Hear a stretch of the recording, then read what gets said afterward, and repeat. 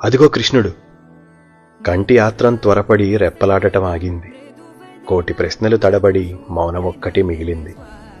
అతని అడుగుల అలజడిలో సర్వం శూన్యమైంది.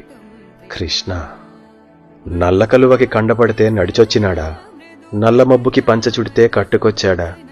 సుడులు తిరిగిన జుట్టుని సర్దుకుంటూ సూటిగా నిలిపిన చూపులతో పలకరించాడు. అంతలోనే రాజుల మంద చుట్టూ చేరి లాక్కెళ్లారు.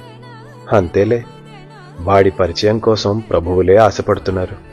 తన చేతి కరచాలనం కోరి వీరులే ఎదురెళ్తున్నారు. దూడలేమో కంచె దాటి మోరలెత్తుకు పిలుస్తున్నాయి.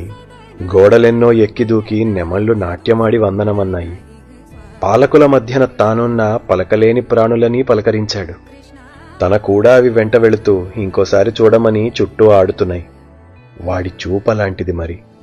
మొదటిసారి కలిసిన ఆత్మబంధువు అనిపించేలా, అరగడియ చూసిన కోటి రాత్రుల చీకటి చెరిపేలా. ఎవరికి వారిని నీకోసమే నేనొచ్చానన్నట్లు వాడు నిన్ను కాదు, నీలోని ప్రాణాన్ని పలకరిస్తాడు. తను మాట్లాడుతుంటే వేదం నాట్యం చేసినట్లుంది. ఆ గీత విన్నాక మరో ప్రశ్న పుట్టదు. ఆ ఊసులయ్యాక ఇంకెవరి గొంతు నచ్చదు. అన్నీ అర్థమైనట్లే ఉంటాయి, కానీ ఆ నవ్వులో పడి మళ్ళీ మర్చిపోతాం. మాయగాడే నచ్చ చెప్తున్నాడో హెచ్చరిస్తున్నాడో, రెచ్చగొడుతున్నాడో ఆట పట్టిస్తాడో అంతు చిక్కడు. పెద్ద దొంగే. తను పిలవకుండానే వెంట వెళ్లాలనిపిస్తుంది. అడగకుండానే అన్నీ ఇవ్వాలనిపిస్తుంది.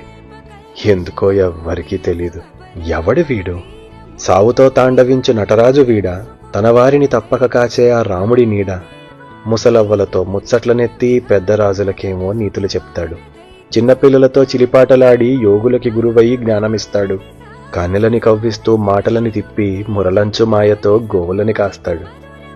ఎవడీ కృష్ణుడు? జీవుడికుండేటి ప్రశ్నలన్నిటికీ బదులుగా బ్రహ్మ ఈ రూపు కట్టాడా?